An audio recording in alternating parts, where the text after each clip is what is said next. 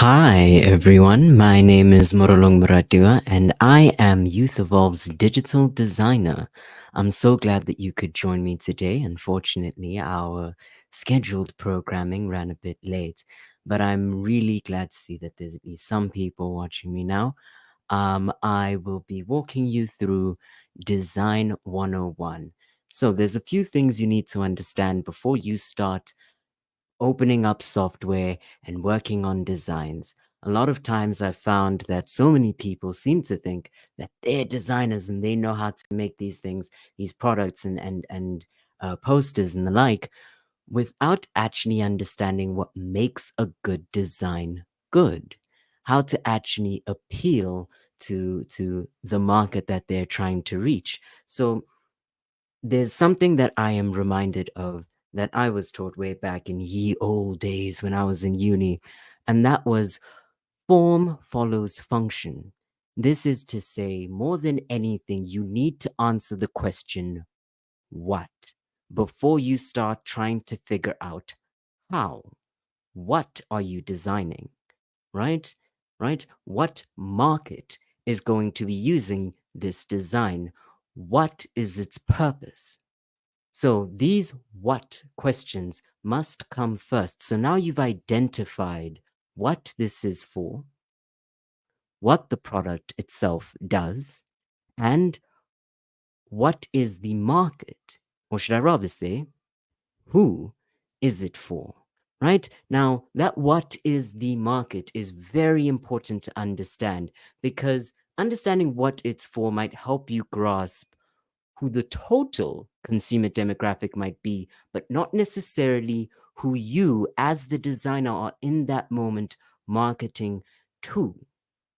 A brilliant example of this I like to imagine is selling bottled water. Guess what? There's 7.8 billion people on the surface of the planet, and all 7.8 billion of them drink water. So the what for is everyone. It's for everyone. But that does not mean that now your marketing should be aimed entirely at the total global human population. Of course not. No marketing strategy can appeal to 7.8 billion people in different countries across the globe, in different age groups across the globe. That is not possible. So this means we have to tailor our marketing to fit the demographic we suspect are going to be our highest consumer group. This is why we need to understand what is our consumer demographic. So now we've answered all of these questions, right? We know who we're marketing towards or what our demographic is. We know what the product does, and we know what it's used for.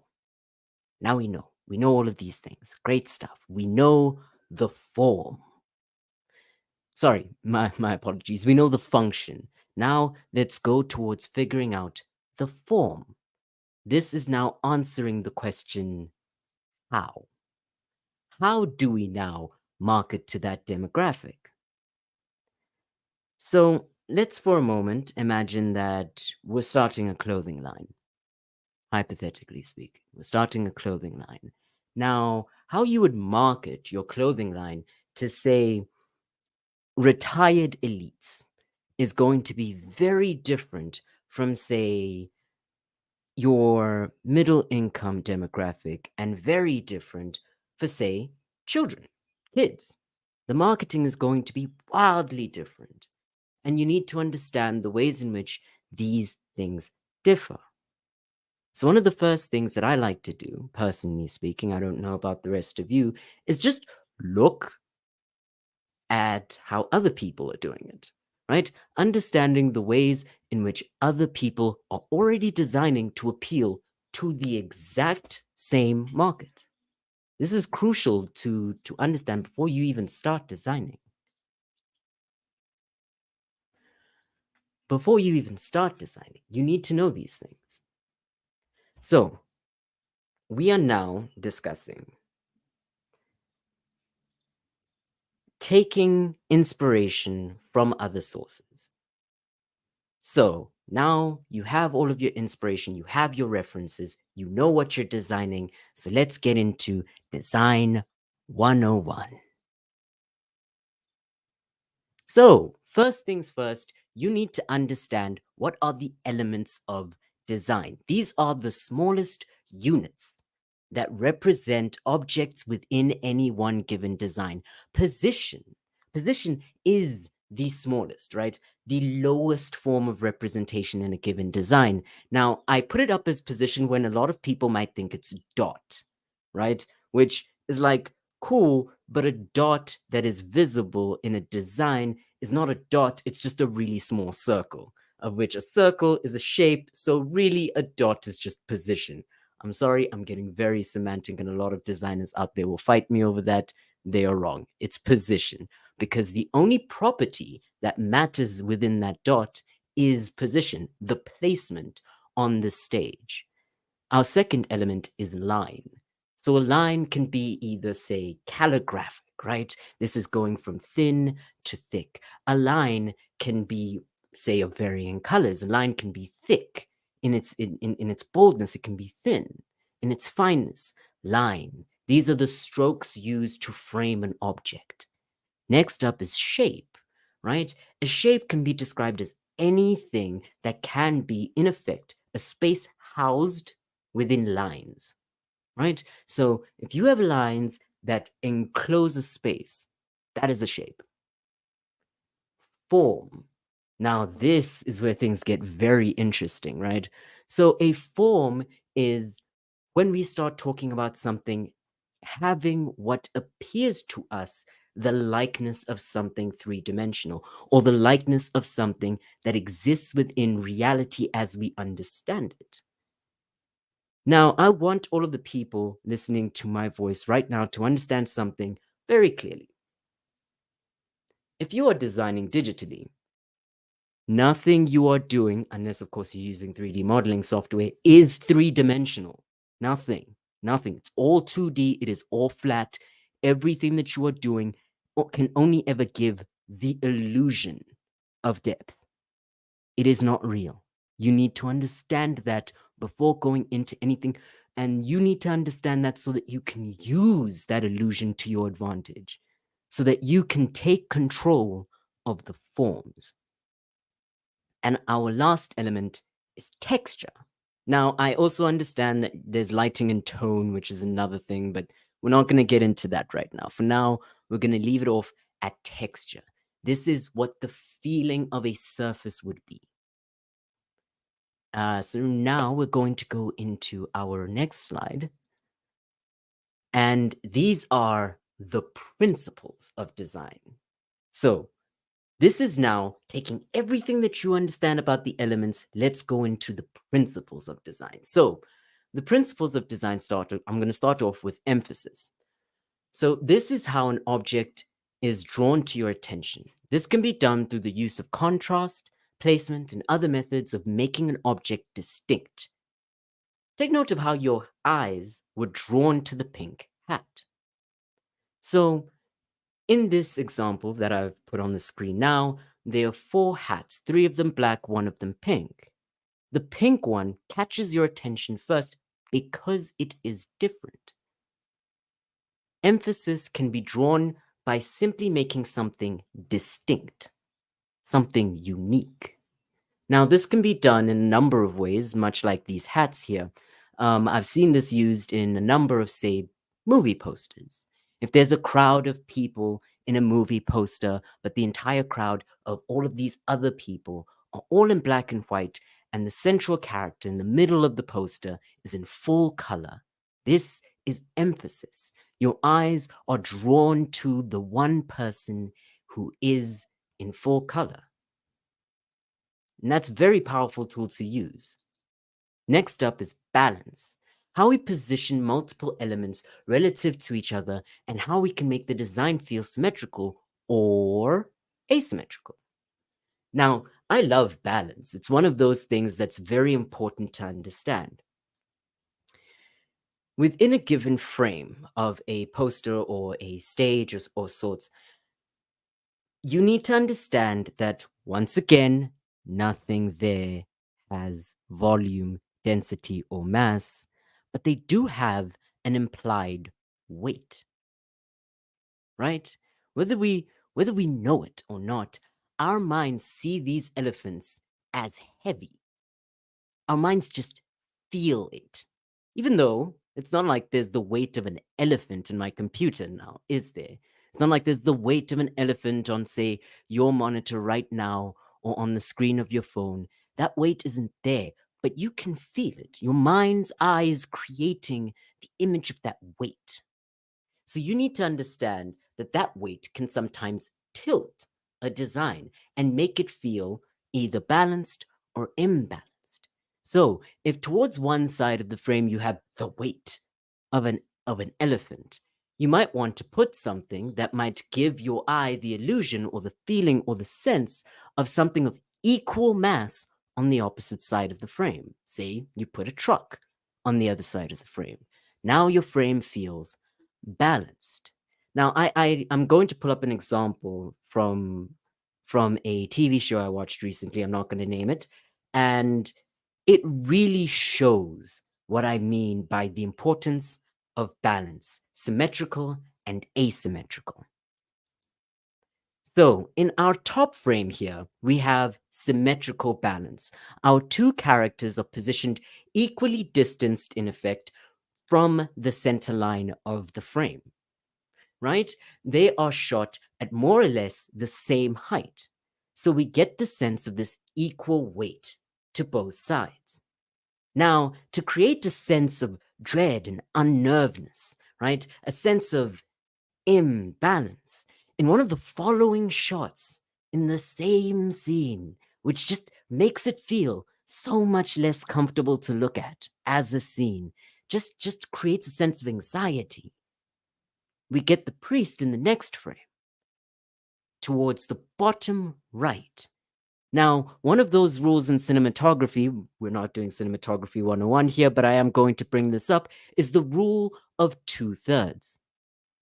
Now, I bring up the rule of 2/3 to say this man isn't actually in the right third. He is in the right fifth. He is off, way off to the right, creating that sense of imbalance. Next up, we have the principle of alignment, building relationships between objects in the x and y axis. We have our ducks in a row. So, alignment can simply be described as how we arrange things as they follow each other. This can create a stream by which our eyes follow the connection between objects. Next up, we have contrast. Contrast is the difference between two or more elements. Contrast could mean the difference in colors, textures, or even line style between objects. But uniformity does not describe the difference in forms. So please do not confuse contrast as, oh, there's a truck on one side of the frame and an elephant on the other side of the frame. Contrast. No, that's not what that means. That's not what contrast means. It's not about a difference in forms. It is a difference in, say, in the example I used before about the poster that would be of a bunch of people in black and white and our main character being emphasized in full color. Contrast here would be used to describe how we're contrasting full color against black and white. And to illustrate this, I have now presented figure 4, a black and white wall with two wine glasses in front of it. Contrast can help to illustrate the difference between things, or even moreover, if once again the example I presented with only one character in full color, while the rest of the characters are in black and white, give the character a sense of alienation, of being different, isolated even. Our next principle is repetition. Wow, I spelled that terribly. The patterns or rhythms of design. The pattern could create a rhythm of viewing the design. Our next is proportion. the size or quantity of our design elements in relation to each other. This can give the viewer a sense of scale. Using proportions well could also serve to give a sense of grandeur to large objects or fragility to small objects. So I've presented you a picture of a whale and a diver, right? This human diver, small in proportion relative to the size of this whale. Having these two in their size, so different, gives us a sense of how large the whale is. The next is movement, the way our eyes are directed to scan elements from one to the next.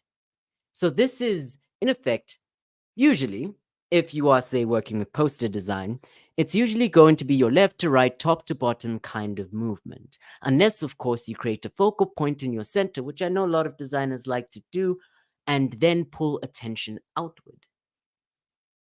Next is white space. White space prevents the overcrowding of our designs and is the breathing space between elements. With an intelligent use of white space, you can achieve a complete form while maintaining the sense of simplicity through the use of negative space. So, in the example I've presented, there are 5 black circles, incomplete circles. And yet, if you look at this image, you'll see a star. The star is being created entirely in negative space, but what is actually on your screen is 5 black circles. There's no star there, but your brain is filling that in. Now, this is a strange and really fun phenomenon referred to as Gestalt theory. The brain fills in gaps to try and create complete pictures, patterns that your brain looks for. Now, to get on to my favorite topic, typography. A set of rules that revolve around font, its styling, and use. Font can be divided into 2 main categories, serif and sans serif. Serif fonts are easier to read on print, and sans serif easier to read digitally. Now, this does not necessarily mean that you have to strictly only ever use Times New Roman if you're going to be printing things, and Arial if things are going to be read on a screen. You can break these rules. You can, but it's just generally easier to read sans serif fonts when they're printed. When on screen, and serif fonts when they're printed. But now, before you go wild throwing fonts down, you need to remember font hierarchy. To effectively pair fonts, you need to first find your font hierarchy. Identify the texts of importance such as titles, headings, and subheadings. Font pairing. You want to always have title and heading level 1 fonts be distinct from your body copy. Remember that thing I said before about how, generally speaking, you want your sans serif on a screen and your serif on print. Now, you can flip this and just have fun with this a bit. Once you've identified your title and heading level 1, you can decide, if say this is meant to be read digitally, you can decide to have a somewhat slightly uncomfortable reading experience by having it be serif, right? Because your title and heading level 1 are going to be short. And then your body copy, where the bulk of the reading is going to be necessary, you would have it be a sans serif. When designing digitally, this could mean, or you could use a script font, a monster font, for your title and your heading. Now, this is crucial. Just something I genuinely have seen far too many designers fail at, and I really, really hope that more people are going to understand this going forward. I'm begging anyone who can hear my voice now. Do not, on a single page of any design, have more than 3 fonts. Don't. Don't. It is confusing to look at, and it is almost never. And when I say almost never, I'm only saying the almost part here, just so I can, waive liability. But I have never seen it work before myself. Never seen it work before. That more than more than three fonts actually work in communicating a singular idea. Just don't do it. Don't do it. Please, I'm begging you, do not do it. This is why I'm saying again, you want to pick your title font as one specific font, your heading font being your heading level 1, being say a specific font but bolded, and then your heading level 2 being the normal weight of that same font, and your body copy being your third font, and then that's it. You have 3 fonts and you move on. Just don't get carried away thinking, oh yeah, every different element on my design needs to have its own unique font. That is a terrible idea, and very overwhelming to look at. So now that we've gone through our elements, our principles, let's get designing. This is going to be groovy, people. Give me a second. I just need a moment.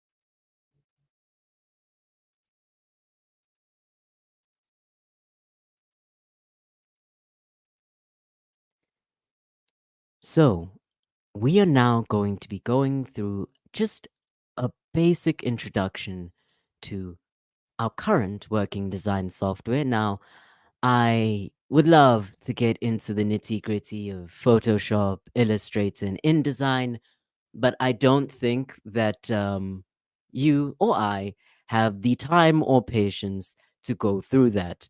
I'm pretty sure we don't have half a year to spend here. So I'm going to be walking you through an introduction to one of the quickest and most professional looking of tools that I like to use, Canva. So I want it to be clear, I am in no way affiliated with Canva. This is not sponsored content. I'm just trying to introduce you to a tool that I know works for me and gets me results in the shortest amount of time. So, once you have created your Canva account, right?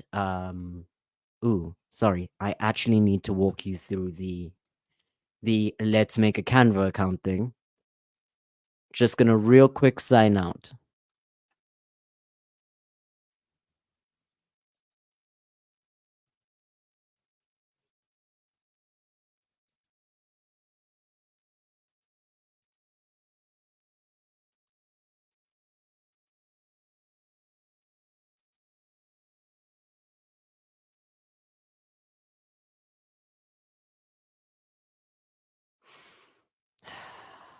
Okay.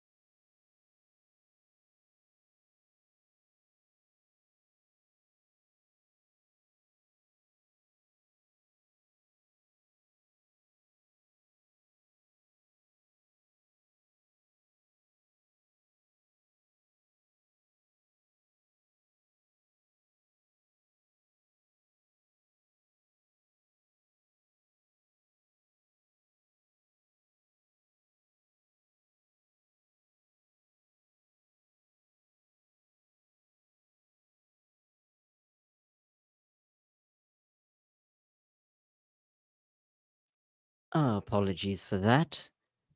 Ooh, Canva keeps trying to log me in automatically. Now, we are going to be going through the login process just to walk you through how to sign up.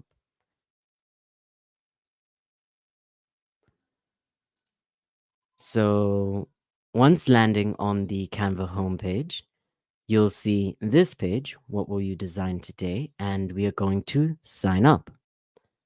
At the sign up page, you can either continue with your Google or continue another way, right? And this is going to give you the option of all of these means of signing up. Once signed up,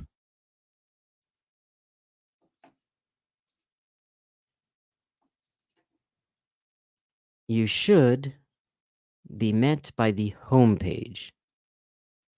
Give me a moment, just a second.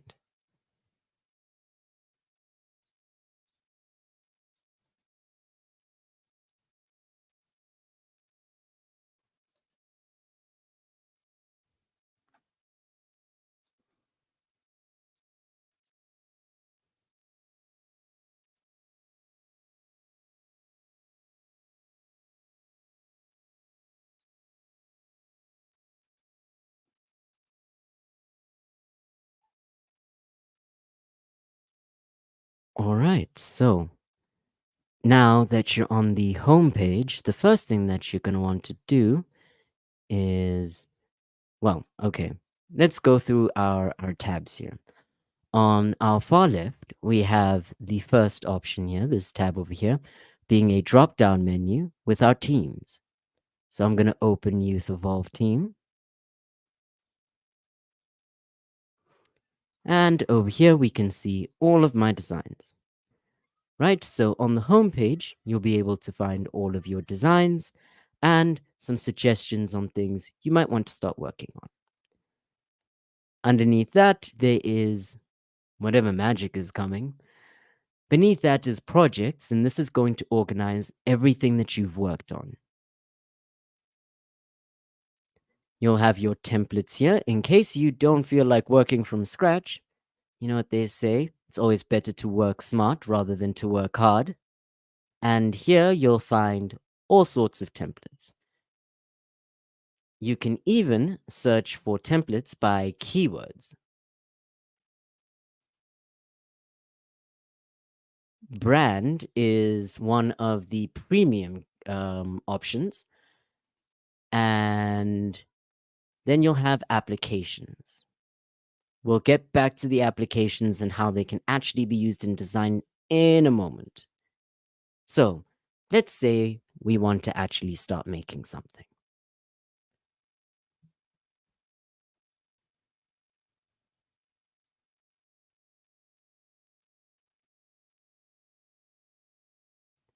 In order to do that, we're going to start from the top. In the top, in our toolbar up here, we're going to see the option here, create a design. So let's click on that.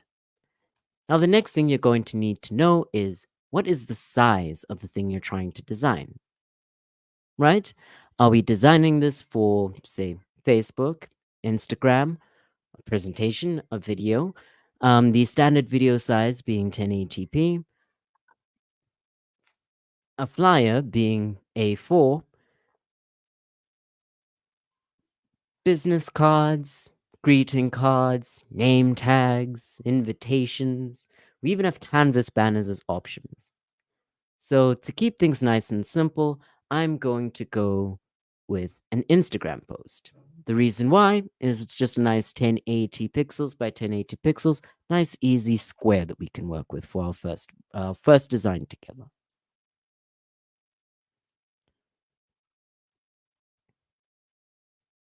So here we are. We're inside Canva. Now you'll notice that Canva under the design panel is going to give you a whole bunch of options for templates.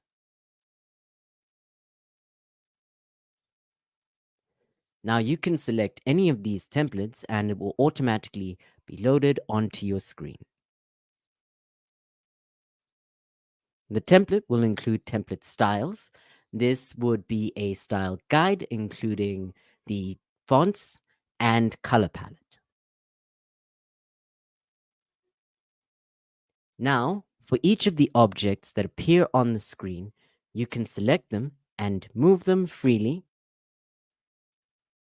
resize them by dragging the tabs in the corners or on the sides.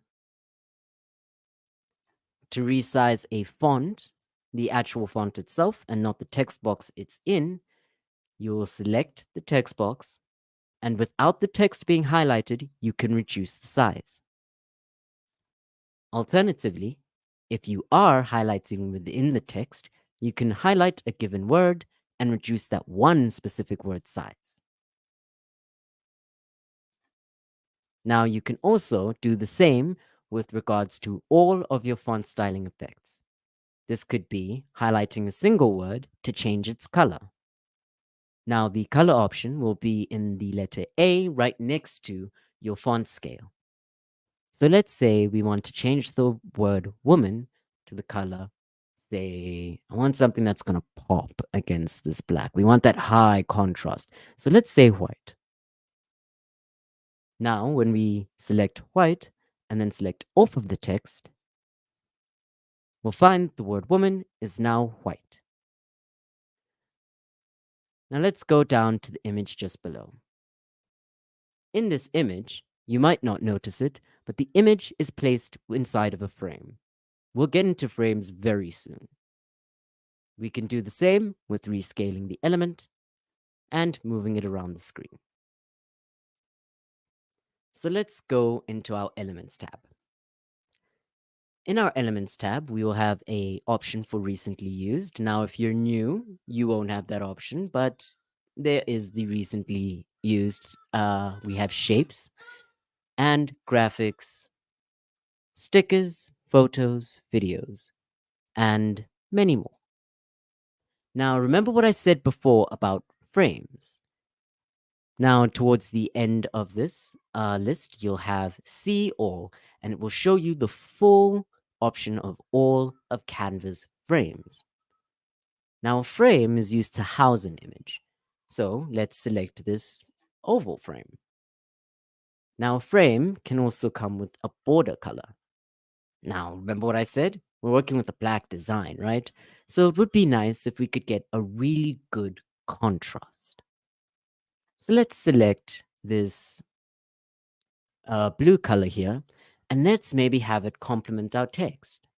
Let's make it the same shade of highlighter yellow. All right, so now we have a frame. Now, looking at the image inside of this frame, if we click on it, if we double click, we now have access to the image inside of the frame.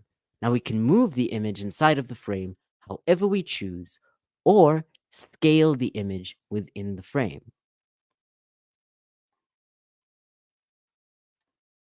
Now, an image can't be smaller than the actual frame itself.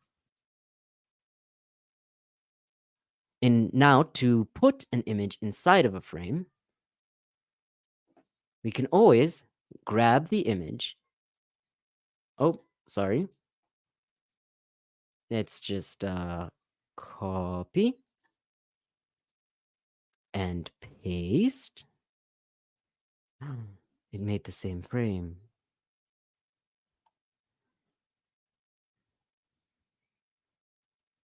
Oh, give me a moment, just a second. Let's go into photos here and let's see what Canva has for us, these free images. And let's grab a photo. Now, if you want to place this image, you can simply select it and it will appear on your screen. Now, to put an image inside of a frame, you'll simply drag it and drop it inside of the frame. Once again, to resize the image, you can just double click on it. Once again, like I said before, you can't scale it smaller than the dimensions of the frame itself. But I like this flower on the left just a little bit more than the way Canva had originally placed it. Now let's drag this down. We don't like this image anymore. We're removing it. And let's say we want to right align this text.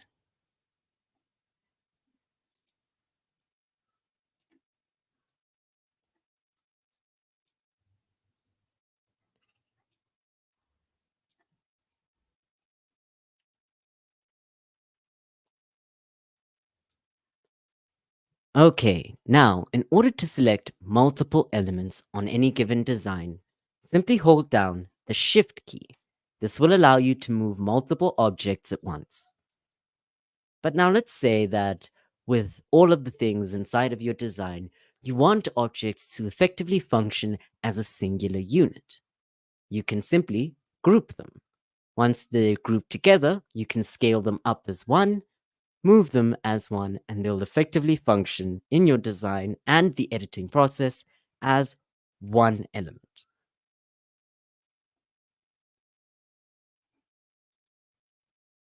Now let's go into our text options. Ooh, wait, actually, I forgot something that would be very interesting to show you. So let's go back into our elements. And let's select a shape. Now I'm going to place a simple square. Nothing crazy. Now notice how this square, when expanded, covers everything. It's in front of our design. That's a bit of a problem. I wanted the square to not block any of the elements already in the design, but I wanted the square there. So to simply move it back, we're going to right click on the square, go down to layer, and we can either send it to the back or send it backward. Now sending it backward simply moves it behind the previous highest element. And then we can keep sending it back until it ends up at the back of our design. Okay, and as you see, send backward is now grayed out. It is now at the back of the design. So now with this square, we have the option of, say, changing its transparency.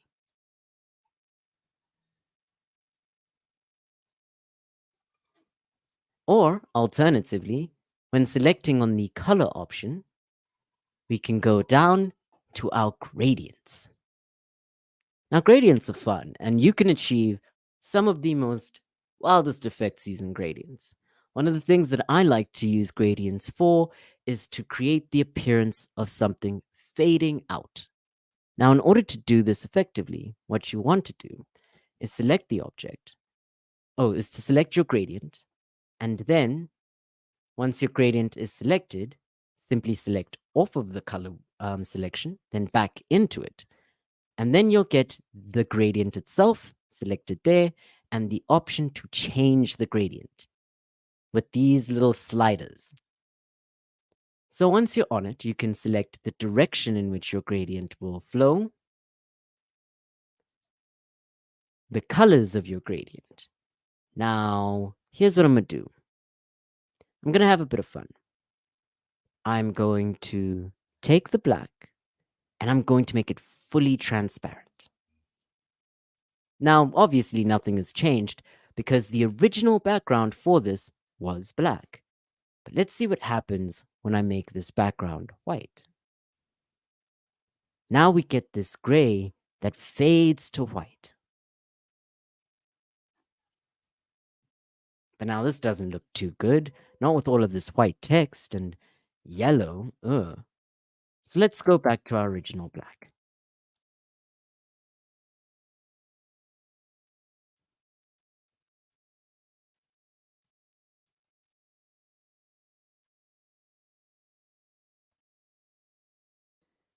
Now opening text, we see all of these options and suggestions for font hierarchies. Remember what I said before about contrasting your different font styles? Here we have a script font as a subheading or as a heading level 1 to a title that is a bold sans serif. There are plenty of options like this that are suggested to you.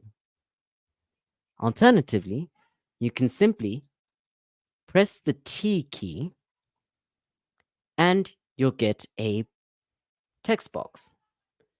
Now, up here, you'll have the option of a drop down that'll allow you to select from all of Canva's available fonts.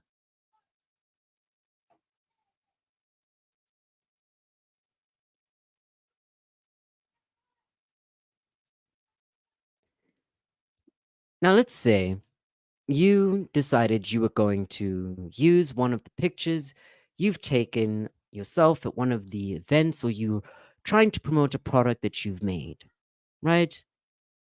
And you take a good photo of it and you now want to make a poster. Well, that's very simple to take care of. Under the Uploads option, you'll have the option of uploading any file from your computer, including any images that you might have. Now, remember that image that I was just going on about the priest? Let's just select that one for now. Once you select the image, simply click Open. We'll wait for the image to upload.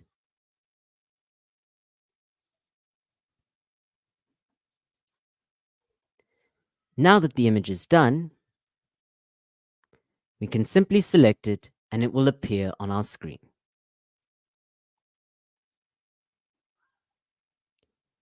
Now these are all of our other uploaded images. You know what? Since we'll be hosting in UWC soon, how's about I just pick a picture of their campus? And there we have it. It's on our screen now. Now you can scale the image however you choose. And I'm going to push it to the background.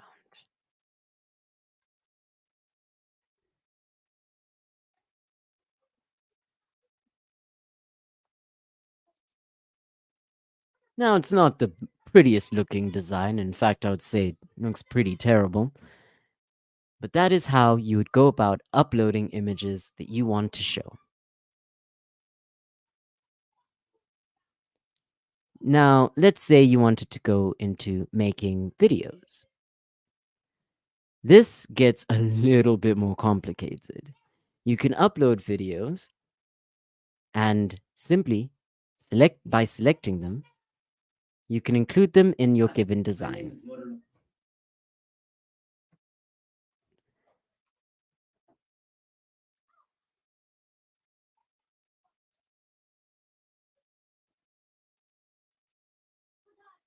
Now, I know we didn't exactly make a masterpiece. If my old design lecturer were to ever see what I just made, she would be appalled, very disappointed.